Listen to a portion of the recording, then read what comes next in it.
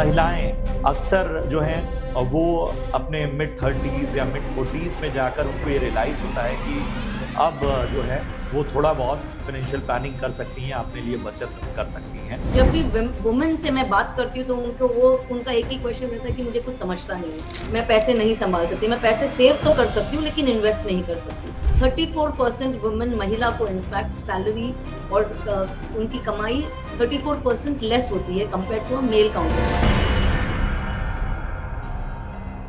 एक वुमन को अगर हम एजुकेट करें, फाइनेंशियली लिटरेट करें, that it can help the entire society, it can not just help the family, the society, but the nation and also globe.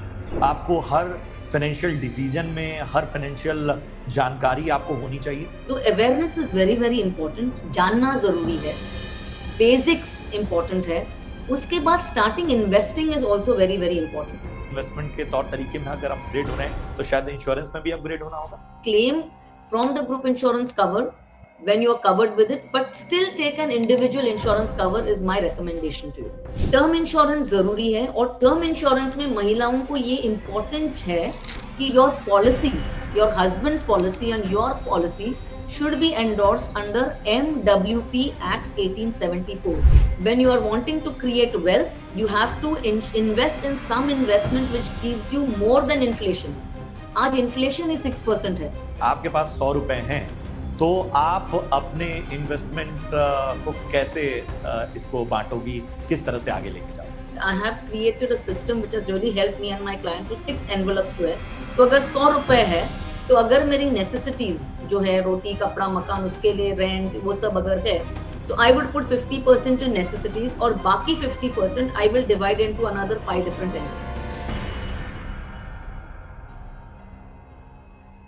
नमस्कार, money Gurukul के एक बेहद खास सीरीज में आपका स्वागत है और मैं हूं आपके साथ प्रशांत पांडे।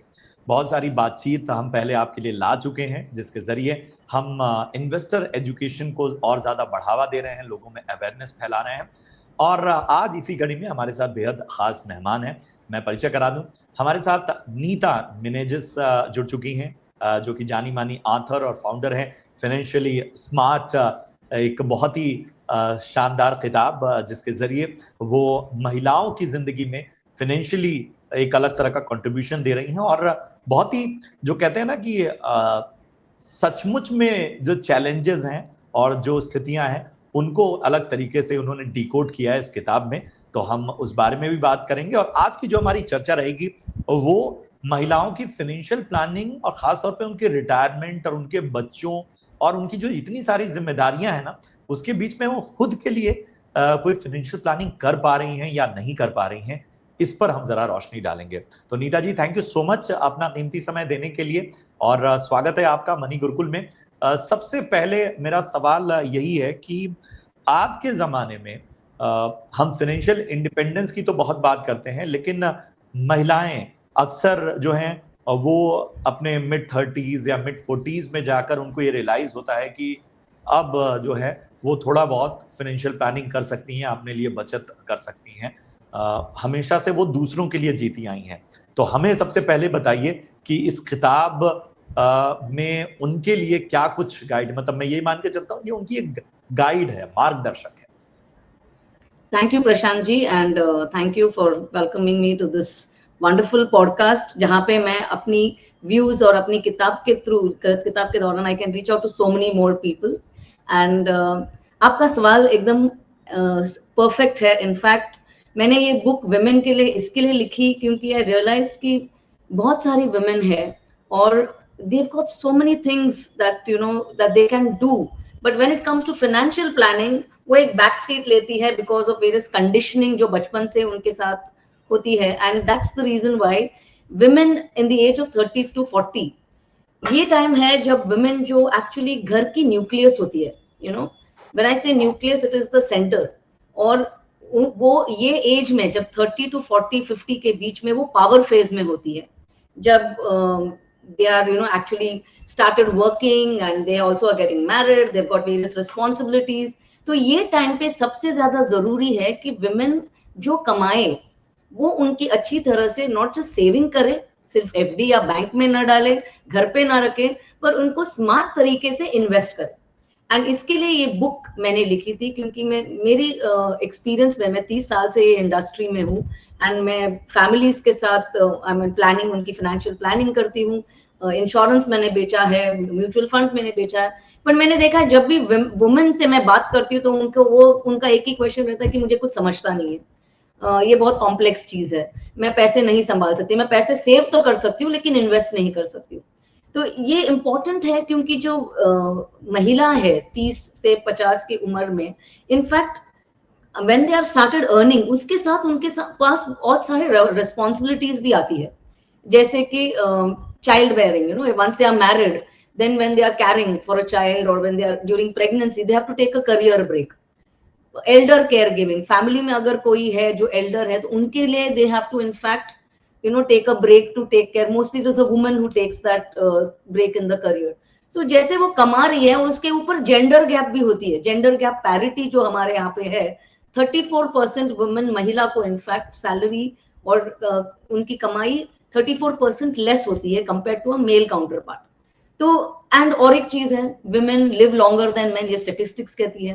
सो ये ग्रुप जो है 30 to 45, 50, इनफैक्ट 60 तक, उन्हें इंपॉर्टेंट है क्योंकि उनको पैसा भी कम मिल रहा है, वो they are living longer, plus they career break भी वो लोग लेती हैं। उसके ऊपर एक पिंक टैक्स करके चीज है, जो कंज्यूमर्स, जो विमेन है, उनकी प्रोडक्ट्स बहुत एक्सपेंसिव होती है, यू नो, लाइक जैसे पिंक टैक्स इसके लिए कहा जाता है क्योंकि जब कोई भी चीज को वुमेन यूज करती है, like whether it is even going for a haircut, तो वुमेन का हेयर कट का कॉस्ट ज्यादा होता है मेल काउंटर पार्ट से। सो इसके लिए ये टाइम जो है वुमेन के लिए बहुत जरूरी है। And as I said, women घर की न्यूक्लियस होती है, तो वो अगर सीख ले तो वो खुद भी करेगी, अपने बच्चों को भी सिखाएंगी, अपनी फैमिली को भी सिखाएगी। और एक वुमन को अगर हम एडुकेट करें, फाइनेंशियली लिटरेट करें, that it can help the entire society, it can not just help the family, the society, but the nation and also globally. That is why it is so important. चलिए, और ये जो pink tax आपने बोला, मतलब ये एक नई चीज हमने भी जानी, और लिटरली मतलब ये आपने बड़ा बेहतर एग्जांपल दिया कि वो सबके लिए जीती हैं, और अगर वो थोड़ा सा अपने लिए जी रही हैं तो उनके प्रोडक्ट्स की या उनके वेल बीइंग की जो कॉस्ट है वो बाकियों से ज्यादा प्रीमियम हो जा रही है। तो मतलब उनकी स्पेंडिंग भी ज्यादा, बचत तो वो कर नहीं पा रही हैं लेकिन स्पेंडिंग उनकी ज्यादा हो जा रही है, और अगर वो डिपेंड है किसी पे तब तो वो स्पेंडिंग बार बार उनको एक तरह से साइकोलॉजिकली भी प्रेशर देगी। चलिए प्रशांत जी, वैसे भी विमेन स्पेंड बहुत अच्छा ज्यादा करना चाहती है क्योंकि हमारे इसमें वैरायटी होती है। We don't just want a pant and a shirt like a man, you know, we like jewellery, we like different clothes. So it's so important इसके लिए कि हमें खुद के लिए गिल्ट फ्री स्पेंड भी करना चाहिए, लेकिन सेविंग और इन्वेस्टमेंट भी करना चाहिए, because as I said statistics also से we are going to live longer. तो हमें जरूरत है कि ये पैसे हमें इन्वेस्ट अच्छी तरह से करना चाहिए। बिल्कुल, हाँ, इन पैसों का इस्तेमाल बेहतर तरीके से करना है, अपने लिए एक बेहतर जिंदगी लेकर करना है। अब आ जाते हैं बच्चों पे। बच्चे टीनेज में हो, बच्चे कॉलेज गोइंग हो जाएं, मतलब स्पेशली ये दो फेज इसलिए मैं मानता हूं क्योंकि यहाँ पर जो है वो एक तरह से बहुत सी रिस्पॉन्सिबिलिटीज का दायरा बढ़ भी जाता है आपका। तो हमें बताइए कि क्या यहाँ पर, मतलब अगर आप पहले से इन्वेस्टमेंट कर रहे हैं या नहीं भी कर रहे हैं, तो क्या ये दो फेज हैं जहां पर इन्वेस्टमेंट गियर को थोड़ा सा शिफ्ट करना पड़ता है? बिल्कुल इम्पोर्टेंट है। तो मैं बोलती हूँ कि हर माँ को और हर पेरेंट को इनफैक्ट जैसे बच्चे पैदा हो जाए तब से स्टार्ट करना चाहिए, क्योंकि तभी मैजिकल पावर ऑफ कंपाउंडिंग चालू हो जाती है, you know. So that is why it is so important कि don't wait for the child to become a teenager और you know young adult, start saving. उनको एक आप बेस दे सकते हो, क्योंकि अगर आप इन्वेस्ट चालू आई मीन स्टार्ट कर सकते हो from an early age, it will grow for at least 6-8 years, और 6-7 years के बाद ही कंपाउंडिंग हिट हो जाती है। सो मेरा एडवाइस है, जब आपके बच्चे हैं, आपको अगर उनके एजुकेशन के लिए प्लान करना है, ऐसा नहीं कि उनके स्पेंड करने के लिए, it should help them give a base so that when they start earning as well, they will be able to create the benefit of compounding for themselves. तो मेरा इनफैक्ट ये कहना है कि I have heard about children policies, education policies. Objective होना चाहिए कि ये हमारे बच्चों को एक बेहतर लाइफस्टाइल, एक बेहतर यू नो एजुकेशन देने के लिए, ये कॉर्पस हमें जमा करने के लिए from childhood it's never too late, start. अगर आपने अभी तक किया नहीं होगा, अगर आपका बच्चा अभी 10 साल का है या 15 साल का है, स्टार्ट नाउ। इंपॉर्टेंट है एक्शन लेना और स्टार्ट करना। बिल्कुल, तो जरूरी है कि आप उस वक्त से ही इन्वेस्टमेंट और उस वक्त से ही अपनी फाइनेंशियल जर्नी को स्टार्ट कर दें, जिस वक्त से कहीं ना कहीं आपकी जिम्मेदारियां, चाहे वो बहुत कम भी हो, चाहे उनका साइज आपको छोटा ही दिख रहा हो, लेकिन वो आगे चल के इन्फ्लेशन और बाकी चीजों के जरिए जब मैच करेंगी तो वही छोटी रिस्पॉन्सिबिलिटी बहुत बड़ी बन जाएगी, उसका दायरा बढ़े। तो शायद हमें प्रिपरेशन आज की दुनिया में ज्यादा करनी होगी। जैसे बच्चे को आप होमवर्क कराते हो तो अपने लिए भी थोड़ा होमवर्क आपको करना एब्सोल्युटली। होगा। और प्रशांत जी, मैं ये भी कहूंगी कि पहले महिला को खुद के बारे में सोचना चाहिए। जैसे हम फ्लाइट में जाते हैं तो पहले एयर हाँ होस्टेस बताती है कि खुद का मास्क आप डाल दो, फिर दूसरों के लिए करो। क्योंकि अगर हाँ आप खुश हैं, अगर आप अपनी हेल्थ और अपनी वेल्थ की केयर ले सकते हो, then you will be able to do it for others. So अगर एक महिला है जो अभी पेरेंट है या फैमिली है जो पेरेंट है, तो पहले अपना रिटायरमेंट प्लानिंग स्टार्ट करो। Pay yourself first. Once you are doing that, फिर एक दूसरा गोल है जो एजुकेशन गोल है या बच्चों के लिए है, आप वो कर लेना। बट प्रायोरिटी के वाइज पे first start for your long term goal, खुद के लिए भी करना। And I have a very, in my book मैंने एक सिस्टम दिया है, एक बजटिंग सिस्टम है। जैसे आपका इनकम आए, आपको डिफरेंट एनवलप्स में वो पैसे डिस्ट्रीब्यूट करना है। In fact you can use different bank accounts, लेकिन उसमें एक एनवलप है जो खुद के लिए है। क्योंकि when you are able to do guilt free spending, when you are able to take care of yourself, you will be able to take care of others better. और मैंने एक क्या चीज बात भी है। देखी है, जैसे मारवाड़ी फैमिलीज में, had a lot of clients from Marwari families. I loved one thing about them कि जैसे बच्चा पैदा होता है, they open a file for the child, एक HUF account additional वो खोलते हैं, जो ओह, they start saving and investing from the early childhood, and that really क्या helps बात them. They teach them about compounding and about responsibility. So even as a parent, हमें बच्चों को कुछ ज्यादा भी नहीं देना चाहिए, कुछ कम भी नहीं देना चाहिए। आई हैव सीन पेरेंट्स की इतना ज्यादा ज्यादा बच्चों के हाथ में देते हैं कि बच्चों को लगता है कि काम करने की जरूरत नहीं है, सही कहा राइट? आपने। और इतना कम देते हैं कि you are not able to help them and then you feel guilty. So it should be enough that your child should be able to leverage from that. I feel that is important as an educational goal and as a children's plan goal that you would give. And जैसे आपने सही कहा, inflation, ये एक चीज बहुत important है जो हमें दिखती नहीं है। तो मैं उसको बोलती हूँ, इन्फ्लेशन को मैं कहती हूँ एक साइलेंट किलर है। जैसे हर पिक्चर में एक हीरो होता है, एक हीरोइन होती है, हमारे फाइनेंशियल प्लानिंग की मूवी में, पिक्चर में एक विलन है, वो इन्फ्लेशन है, जो एकदम साइलेंट है। जैसे एजुकेशन आपने बोला है, 10 साल पहले, 15 साल पहले आपको 2 लाख में एमबीए कर सकते थे, लेकिन आज the cost is so much more. Even an ICSE and IB school, the charge is so much more. तो इसके लिए inflation जो है, that is the value of our money, how our money is going, how much goods we can buy with that same amount of money. That is inflation जो हमें अपनी जो भी गोल हम लोग करें, whether अपना रिटायरमेंट हो, अपने चाइल्ड्स एजुकेशन प्लानिंग हो, या कोई भी गोल हो, उसके साथ इन्फ्लेशन को अकाउंट करके फिर इन्वेस्टिंग अपने जरूरी है करना। बिल्कुल। लेकिन एक मेरे ख्याल से ये मेरी ऑब्जर्वेशन है, और मैं ये ऑब्जर्वेशन चूंकि हम अपने परिवारों में भी देखते हैं कि मतलब चाहे हमारी माँ हो, चाहे बाकी हमारे वो लोग ना फाइनेंशियल जो मतलब नॉर्मली क्रेडेंशियल भी, मतलब वो अकाउंट नंबर भी नहीं चाहती हैं कि यार वो कह रहे नहीं वो तुम्हारे पापा देख लेंगे, या मतलब ये इस टेंडेंसी को बदलने की आवश्यकता है। मतलब कि शायद आपको हर फाइनेंशियल डिसीजन में, हर फाइनेंशियल जानकारी आपको होनी चाहिए। मैं हमेशा हमारी महिलाओं को कहती हूँ कि इट इज नॉट दैट आप कल जाके अपने हस्बैंड को बोले कि आज से मैं सब कुछ संभालूंगी। अवेयरनेस इंपॉर्टेंट है। पहले आपको जानना है कि क्या क्या चीज है। तो अवेयरनेस सिंपल चीज होती है कि कितना है हेल्थ इंश्योरेंस, कितना है हमारी इन्वेस्टमेंट्स, कितनी है, वो जानना जरूरी है। Don't go and start saying कि I will take over everything, that's the problem, तभी हो जाती है। सो हमारे, लाइक यू राइटली सेड, हमारी parents, mothers, when you start asking questions, sometimes वो ये हो जाती है कि अरे अभी आपको ये सब क्यों चाहिए, इतने साल मैंने संभाला है तो क्या जरूरत है। बट अवेयरनेस इंपॉर्टेंट है, क्योंकि ये जो मैंने किताब लिखी, again I will come back to that, वो क्यों लिखी, क्योंकि मेरी एक फ्रेंड थी जिसके फ्रेंड है इनफैक्ट, जिसके हस्बैंड सब कुछ संभालते थे, and she was from a very good business family में। हम लोग एक दो बार मिले थे और मैंने उनको पूछा था कि why don't you take care, why don't you understand everything? She said don't worry, everything is set, मेरे हस्बैंड को सब कुछ मालूम है and I am enjoying my money, so nothing to worry about. लेकिन जब उनकी हस्बैंड की हॉस्पिटलाइजेशन हुई थी कोविड में, that was the time when she had to take it in her hands, और उन्हें कुछ मालूम नहीं था कौन से बैंक अकाउंट था, क्या इन्वेस्टमेंट था, even to get a simple check. In fact, she lost her husband, but at that point of time to get everything in order, वो grief take care करे कि she take care of the problem that is happening or take care of the investments, वो एक problem हो जाती है। तो awareness is very very important, जानना जरूरी है, बेसिक्स इंपॉर्टेंट है, उसके बाद starting investing is also very very important. तो यस, ये चीज को बदलना जरूरी है। इट इज नॉट दैट अभी जाके बोलना है कि आज से मैं सब कुछ संभालूंगी। It is about having conversations at home.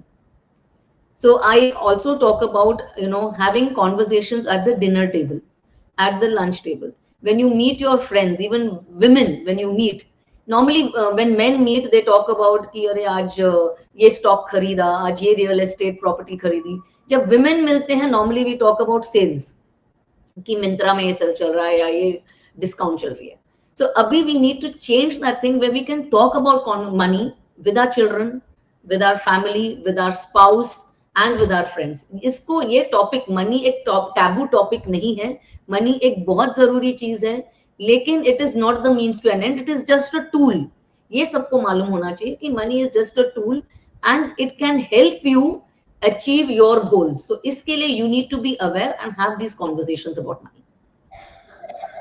बिल्कुल सही कहा आपने। और चलिए तब थोड़ा सा प्लानिंग कर ही लेते हैं।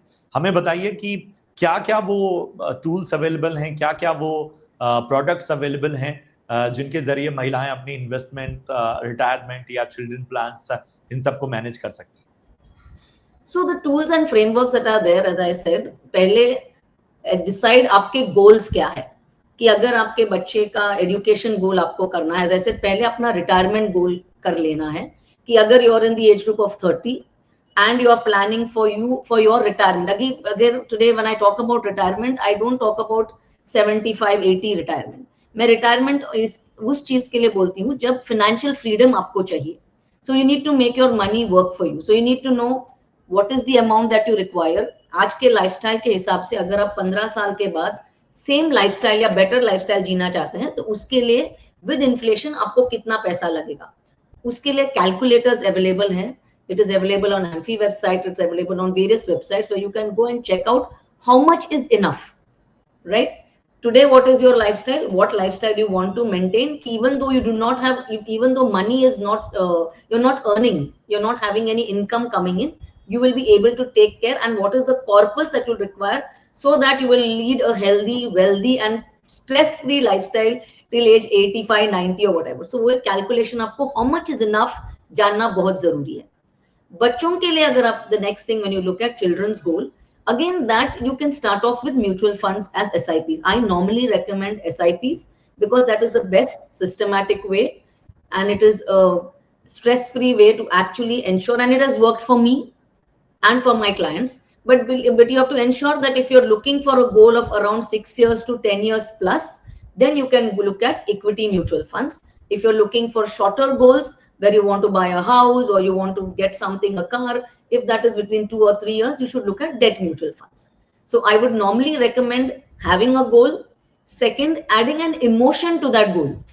ये बहुत इंपॉर्टेंट चीज है। Why I'm saying emotion to the goal? क्योंकि अगर आप बोलते हैं मेरा SIP एजुकेशन के लिए है, लेकिन जब आपको टीवी खरीदनी है तो आप उस SIP को स्टॉप करके वो पैसा आप यूज कर ले, तो इट डजंट हेल्प यू। तो इसके लिए आपको, अगर मेरे बेटे का नाम कीगन है, तो I had mention that goal कि ये कीगन के MBA के एजुकेशन के लिए ये गोल है। तो मैं अगर कुछ और खरीदना चाहती हूँ वो पैसों से, I will not do it, that is going automatically for that goal. So इस हिसाब से products are there are wonderful products, there are mutual funds, there are insurance plans which are there, but I normally do not recommend mixing investment with insurance. So I would recommend going in for mutual funds as the best opportunity to help achieve your goals. चलिए, बड़ी important बात आपने कही कि investment को insurance से mix मत कीजिए। जरा इस पे रोशनी डालिए, और दूसरा इसके साथ साथ बताइए कि फिर महिलाओं के लिए इंश्योरेंस मतलब अमूमन क्या होता है कि वो परिवार के किसी सदस्य में ही उनको कवर मिल जाता है, लेकिन फिर भी अब दुनिया बदल रही है। जैसे आप कह रही हैं कि इन्वेस्टमेंट के तौर तरीके में अगर अपग्रेड हो रहे हैं, तो शायद इंश्योरेंस में भी अपग्रेड होना होगा। एब्सोल्युटली। तो in fact it is so important कि लाइक आई सेड, इंश्योरेंस जो है, हेल्थ इंश्योरेंस सबसे इंपॉर्टेंट है। और before even investing, not just महिलाएं, it is for everyone. Investment करने के पहले भी प्लानिंग जो होती है, उसमें फर्स्ट थिंग है अपनी बजटिंग करना। जैसे आपने अपनी बजटिंग कर ली, सेकंड थिंग है emergency fund, at least 6 to 9 months। In fact अभी अगर बिजनेस ओनर है तो हम लोग 9 to 12 months ऑफ जो एक्सपेंसेस है वो एक साइड में उनको रखने के लिए बोलते हैं, जो maybe they can put it in liquid mutual funds, और they can keep it in an FD which is savings which is linked to an FD bank account.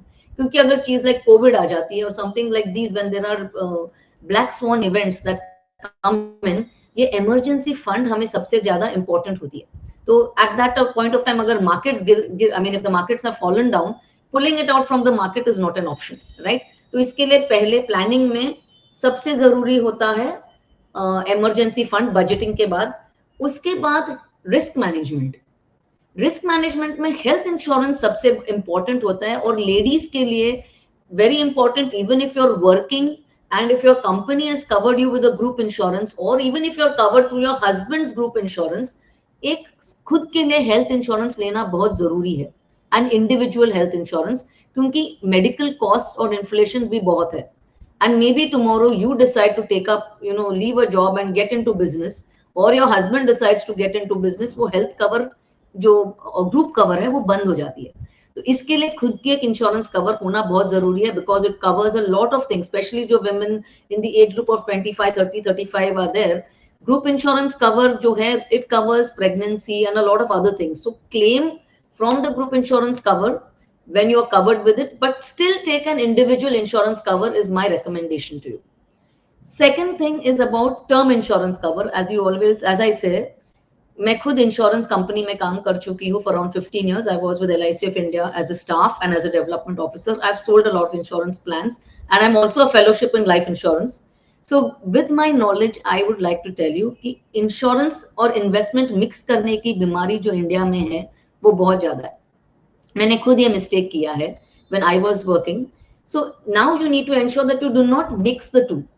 Term insurance जरूरी है, और टर्म इंश्योरेंस में महिलाओं को ये important है कि your policy, your husband's policy and your policy should be endorsed under MWP act 1874। ये बहुत इंपॉर्टेंट एक्ट है जो ब्रिटिश ने हमारे लिए 1874 में जारी की है, which protects all the creditors, which protects us from all the creditors. So जो भी इंश्योरेंस का पैसा है टर्म इंश्योरेंस का, if the creditors would try to attach it, they will not go at it because it becomes the property of the women. So Married Women Property Act 1874 में अपने husband की policy ensure करो कि आप उसको endorse किया जाए, and that only happens when the policy is taken Inception के टाइम, बीच में नहीं करती है इंश्योरेंस कंपनी। और आप खुद की पॉलिसी भी लेते हो तो that also can be endorsed under MWP Act 1874. There are two sections, section 5 and 6.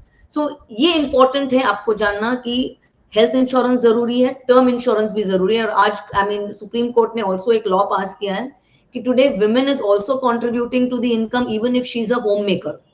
So even insurance policies are covering you if you are a homemaker, and you can pass on the benefits of that corpus to your children. That is, your beneficiaries will be your children if you are a married woman, and if your husband has taken that insurance policy, you and your children will be the beneficiaries and no creditors can attach it. So ये बहुत important act है जो आपको जानना जरूरी है।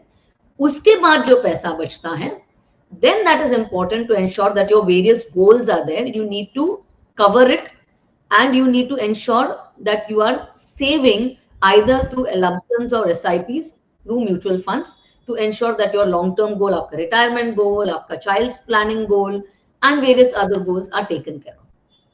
So these are the important things. So I would recommend insurance is for risk management. तो term insurance premium भी कम है, कवर ज्यादा है, But when you are wanting to create wealth, you have to invest in some investment which gives you more than inflation.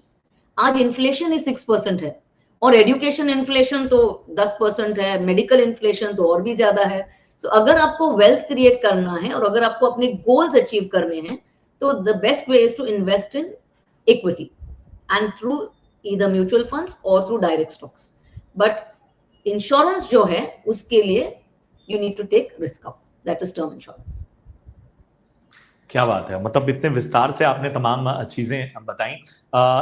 एक आखिरी सवाल नीता जी, अगर आपके पास मतलब, और मैं चूंकि मैं ये मान रहा हूं कि आपकी बातें सुन के कोई आज ही अब उसके अंदर एक स्पार्क आया हो कि नहीं ठीक है मुझे आज अपनी इन्वेस्टमेंट जर्नी शुरू करनी है, तो अगर एक एग्जाम्पल के तौर पे आपके पास 100 रुपए हैं, तो आप अपने इन्वेस्टमेंट को कैसे इसको बांटोगी, किस तरह से आगे लेके जाओगे?